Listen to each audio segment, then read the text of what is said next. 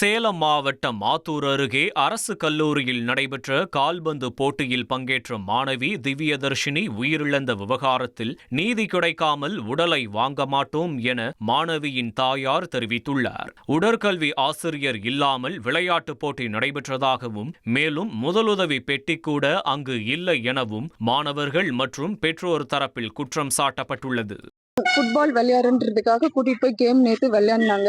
விளையாடி கீழே விழுந்து மயக்கம் போட்டு விழுந்துட்டாங்க. மயக்கம் போட்டு விழுந்த இடத்துல அங்க ஒரு ஸ்பெஷலிஸ்டும் இல்ல, அங்க எதுவுமே இல்ல. டாக்டர் கூட அங்க ஒரு வாதியார் இல்ல, கிட் இல்ல, வாதியார் இல்ல, அங்க யாருமே இல்ல. போன் பண்ணாலும் யாருமே ஒரு ரெஸ்பான்ஸ் கூட இல்ல. எங்களுக்கு பேரண்ட்ஸ் எங்களுக்கு யாருமே போனும் பண்ணல. ஒரே ஒரு பொண்ணு மட்டும் போன் பண்ணி சொன்னாங்க, அவ்வளவுதான். அதுக்கப்புறமா தான் 1 hour கழிச்சு வார்டன் எங்களுக்கு கால் பண்ணி சொன்னாங்க, எங்களுக்கு ஒரு நியாயம் வேணும், எங்க பொண்ணுக்காக எங்களுக்கு ஒரு நியாயம் வேணும். இனி செல்லும் இடமெல்லாம் செய்தி. தந்தி டிவியின் வாட்ஸ்அப் சேனலை ஃபாலோ பண்ணினா செல்ல இருக்கும் இடமெல்லாம் செய்தி. இதோ QR கோட் இப்பவே ஸ்கேன் பண்ணுங்க, ஃபாலோ பண்ணுங்க.